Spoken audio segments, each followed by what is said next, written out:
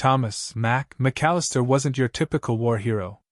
He didn't crave attention, and he certainly didn't think of himself as anything special.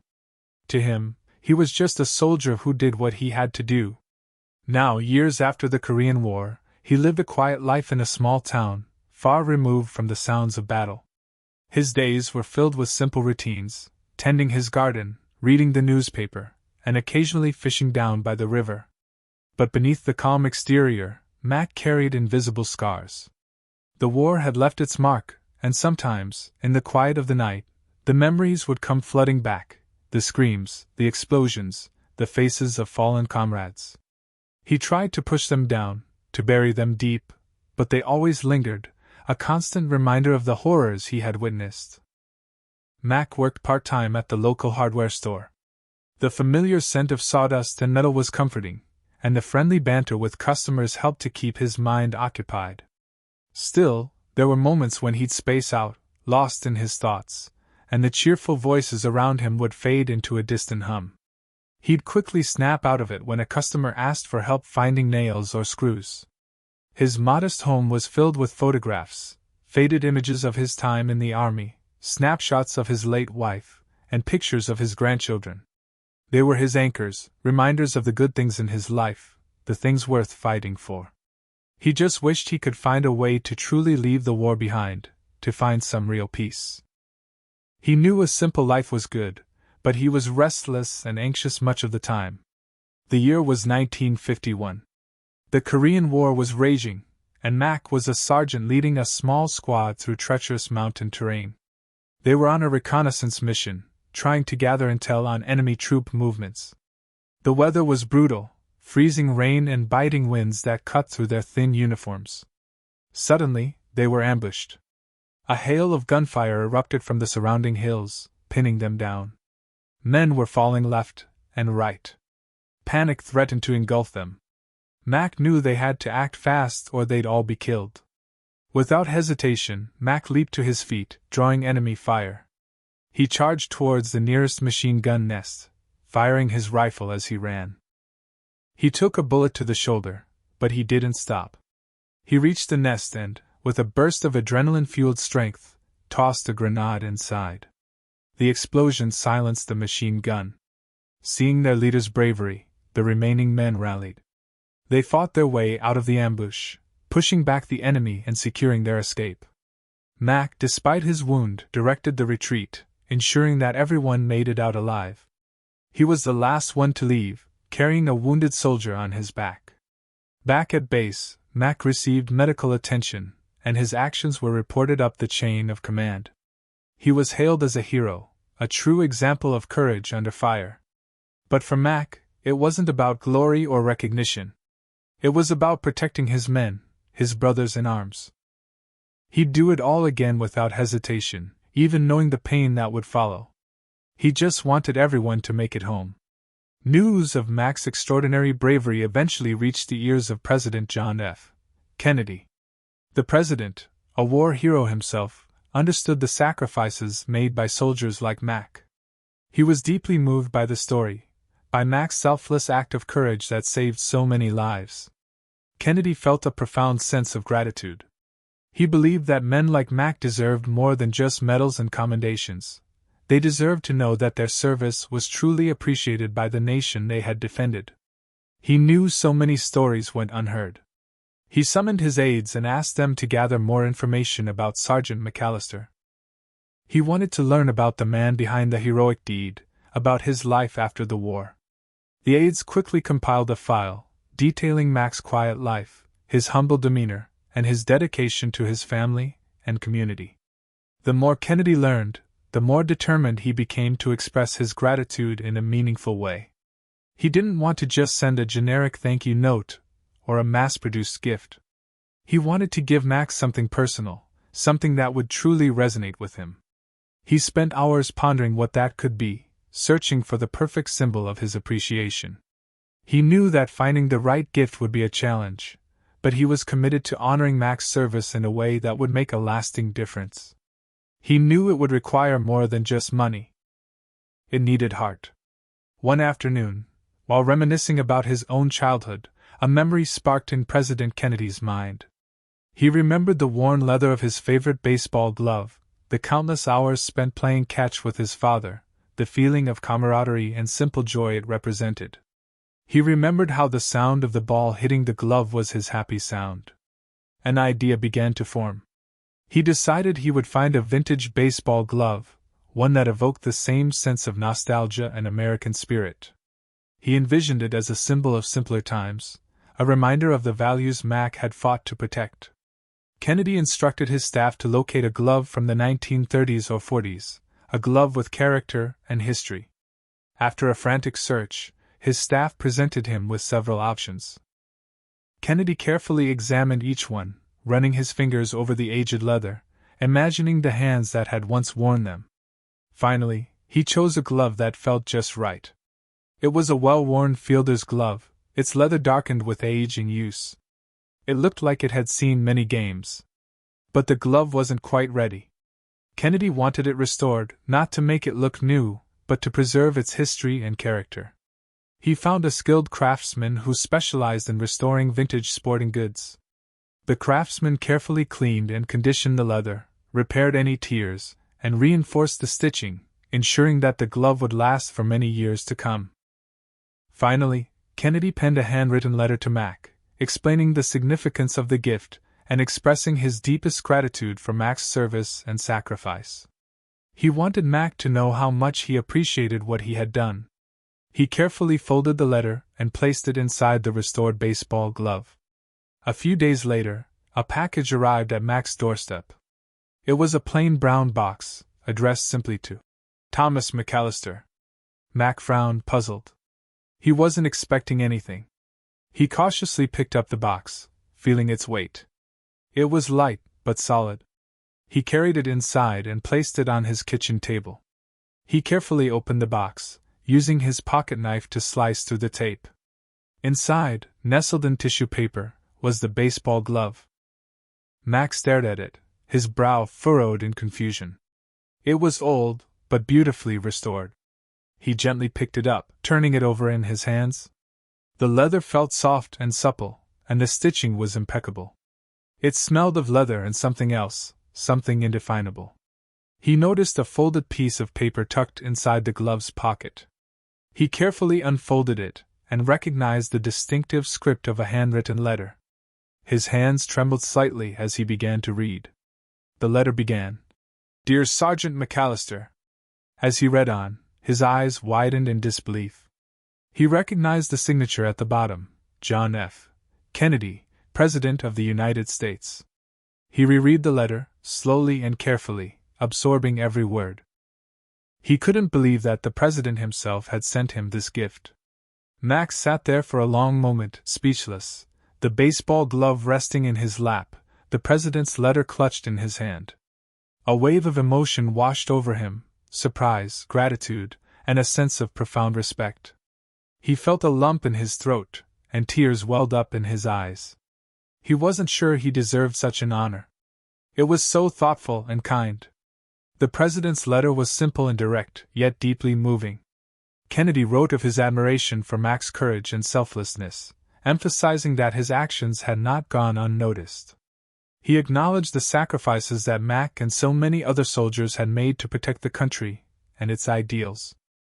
"Sergeant McAllister," the letter read, "your bravery on that Korean hillside is a testament to the strength and resilience of the American spirit. You risked your life to save your men, and for that, this nation owes you a debt of gratitude that can never be fully repaid." Kennedy went on to explain the significance of the baseball glove. He wrote about his own love for the game, the memories it evoked, and the values it represented: teamwork, perseverance, and fair play. He hoped that the glove would serve as a reminder of those values, a symbol of the simpler times that Mac had fought to defend. He also shared a personal detail, mentioning that his own father had taught him how to play baseball, and that the game had instilled in him a sense of discipline and camaraderie that had served him well throughout his life. He wanted Mac to understand that the gift was more than just a token of appreciation. It was a connection between two men who shared a love for their country and a deep respect for those who served. The letter concluded with a heartfelt expression of gratitude and a wish for Mac's continued health and happiness. May this glove bring you joy and serve as a reminder that your service is deeply appreciated and will never be forgotten, Kennedy wrote. With sincere gratitude, John F. Kennedy, President of the United States. Mac reread the letter again, each word sinking deeper into his heart. He felt truly seen, truly appreciated. It was more than he could have ever imagined. The baseball glove wasn't just an object to Mac, it became a tangible symbol of something far greater. It represented the nation's gratitude, the recognition of his sacrifice, and a sense of belonging that he hadn't felt since returning from the war. Before, he had felt like an outsider, carrying the weight of his experiences alone. Now, he felt connected, seen, and valued. He placed the glove on a shelf in his living room, alongside the photographs of his family and his war medals. It was a place of honor, a reminder of his past and a beacon of hope for the future. He often found himself gazing at it, lost in thought, reflecting on the events that had led him to this moment. The glove also became a source of comfort. When the memories of the war became too overwhelming, he would take the glove down from the shelf, hold it in his hands, and feel the smooth leather against his skin. It was a grounding presence, a reminder of the good things in his life, the things worth fighting for. The simple action of holding the glove calmed him. He started to sleep better. The nightmares began to fade, replaced by dreams of playing catch with his own children, of laughter and sunshine and the simple joys of life. The baseball glove was a bridge to his past, but it was also a pathway to his future, a symbol of healing and hope. It represented a return to normalcy, a reminder that even after the darkest of times, there was still light to be found. It was a symbol of hope, love, and appreciation. Mac felt lighter. As the weeks turned into months, Mac felt a growing sense of purpose. He realized that the baseball glove wasn't just about him. It was about something bigger. It was about giving back to his community, about sharing the values that Kennedy had spoken of in his letter. He started visiting the local park, where kids often gathered to play baseball. He'd sit on a bench, watching them, and soon, he found himself drawn into their games. He offered tips and encouragement, sharing his knowledge of the game, but more importantly, sharing his life lessons of courage, teamwork, and perseverance. He noticed that the kids were eager to learn from him. They listened intently to his stories, not just about baseball, but about life, about overcoming challenges, about the importance of never giving up. He became a mentor, a role model, a friend. He loved teaching them.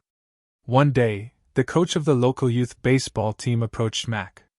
He had heard about Mac's experience and his positive influence on the kids. He asked Mac if he would consider volunteering as an assistant coach. Mac hesitated at first, unsure if he was up to the task. But then he looked at the kids, their faces filled with hope and excitement, and he knew he couldn't say no. He started attending practices regularly, helping the kids with their batting, fielding, and pitching. He taught them the fundamentals of the game, but he also taught them about sportsmanship, about respect, and about the importance of working together as a team. He started to truly come out of his shell, using his experience to help these kids. Mac felt alive again. He felt needed. The baseball field became Mac's sanctuary. Being around the kids, watching them laugh and play, helped to push the dark memories of the war further into the background. He found himself focusing on the present, on the joy of teaching and the satisfaction of seeing the kids improve. The nightmares still came occasionally, but they were less frequent and less intense. And when they did come, Mac had a new tool to combat them, the baseball glove. He would wake up in a cold sweat, his heart pounding, the images of battle flashing through his mind.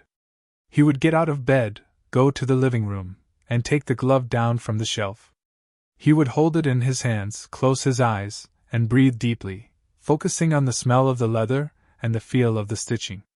He would remember Kennedy's words, his expression of gratitude, his recognition of Mac's service. And he would remember the faces of the kids, their smiles, their laughter, their unwavering belief in him. The glove became a tangible reminder of his strength, his resilience, and the value of his service. It was a reminder that he was not alone, that he was appreciated, and that he still had something to offer the world. It reminded him that he was a hero, not just on the battlefield, but in his community, in the lives of these young children. Slowly but surely, the PTSD began to loosen its grip. Mac started to feel like himself again, like the man he was before the war. He found peace, not in forgetting the past, but in accepting it, in integrating it into his present, and in using it to make a positive impact on the future. He was healing, one pitch, one swing, one game at a time. He had found his happy place. News of Mac's positive impact on the youth baseball team spread throughout the town, eventually reaching the ears of a local reporter. Intrigued by the story of the war hero turned baseball coach, the reporter decided to write an article about Mac and his unexpected gift from President Kennedy.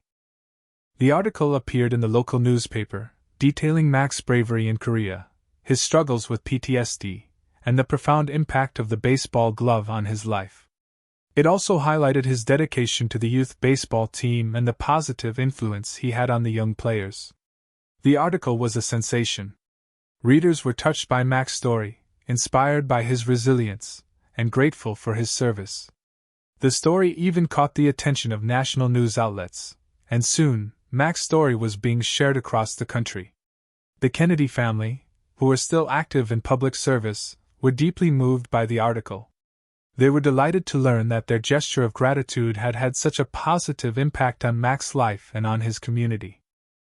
They felt proud that their father's legacy of kindness and compassion was continuing to inspire others. One of Kennedy's daughters decided to reach out to Mac personally. She wrote him a letter, expressing her gratitude for his service and her admiration for his work with the youth baseball team. She also included a photograph of her father, signed with a personal message. Mac was overwhelmed by the letter. He framed it and placed it next to the baseball glove on his shelf, a testament to the power of kindness and the enduring legacy of President Kennedy. He was a minor celebrity, but he only wanted to spread the love and lessons he had been taught. Years passed. Mac continued to volunteer with the youth baseball team, becoming a beloved figure in the community. The kids he coached grew up, many of them going on to achieve great things, both on and off the baseball field. They always remembered Mac's lessons of courage, teamwork, and perseverance, carrying them with them throughout their lives. Mac grew older, his hair turned white, and his steps became slower. But his spirit remained strong, and his love for baseball never wavered. He still kept the baseball glove on his shelf, along with Kennedy's letter and the photograph from his daughter. They were his most prized possessions, tangible reminders of the impact he had made on the world. One sunny afternoon, as he sat on the bench watching the kids play, a young boy approached him. The boy was small for his age, but he had a determined look in his eyes. He was struggling to catch the ball, and frustration was evident on his face. Mac called the boy over and sat him down beside him. He began to share his knowledge of the game, offering tips and encouragement. He told the boy about the importance of practice, of never giving up, and of always believing in himself. He also told the boy about the baseball glove, about President Kennedy, and about the values it represented. He explained that the glove wasn't just about baseball. It was about courage, resilience, and the power of kindness. The boy listened intently, his eyes wide with wonder. He hung on every word. Mac knew that he was getting old, and he knew that his time was limited. He realized that it was time to pass on the legacy, to share the gift that had changed his life with someone who would appreciate it and carry it forward. He knew just the person. The next day, Mac invited the young boy, whose name was Billy, to his home. He sat him down in his living room, surrounded by the photographs and mementos of his life. He showed Billy the baseball glove, Kennedy's letter, and the photograph from his daughter. He told Billy the entire story, from his bravery in Korea to his struggles with PTSD to the unexpected gift from the president. He explained that the baseball glove had changed his life, not because of its monetary value, but because of what it represented: gratitude, recognition, and a sense of belonging. "Billy," Mac said, his voice raspy with age, "this glove isn't just a piece of leather. It's a symbol of hope, a reminder that even in the darkest of times, there is always light to be found. It's a reminder that you are not alone, that you are valued, and that you have the potential to achieve great things. He paused, looking at Billy with a twinkle in his eye. President Kennedy didn't give me this glove because I was a great baseball player. He gave it to me because he wanted to say thank you, to show me that my service mattered. And that feeling, Billy, that feeling of being seen and appreciated, that's what truly changed my life. Mac took a deep breath and handed the baseball glove to Billy. Now it's your turn, he said. It's your turn to carry on the legacy, to share the values, and to make a positive impact on the world. Take this glove, Billy, and let it be a reminder of your strength, your courage, and your unwavering belief in yourself. Billy was speechless. He looked at the glove and then up at Mac, eyes filled with tears. He understood the weight of the gift he was being given. He was going to do Mac proud. Billy took the baseball glove, his heart filled with gratitude and a deep sense of responsibility. He promised Mac that he would never forget the story of the glove and that he would always strive to live up to the values it represented. He started bringing the glove to every baseball game, using it as a source of inspiration and a reminder of Mac's wisdom. He improved his skills, not just because he practiced harder, but because he played with a newfound sense of purpose and belief in himself. He remembered Mac's stories every time. He also started sharing the story of the baseball glove with his teammates, teaching them about courage, teamwork, and the importance of giving back to the community. He became a leader, a role model, a friend. He was doing his best to fill Mac's shoes. Years later, Billy, now a grown man, returned to his hometown. He visited Mac's grave, placing the baseball glove on the headstone as a tribute to the man who had changed his life. He whispered a thank you, promising to continue to carry on Mac's legacy. The story of the baseball glove, the war hero, and the president lived on, passed down from generation to generation in the small town. It became a symbol of hope, a reminder that even the smallest act of kindness can have a profound impact on the world. It was a story of courage, gratitude, and the enduring power of the human spirit. The gift from JFK had continued to echo across time. Billy knew what he had to do. The legacy of Mac lived on. He would make sure it did.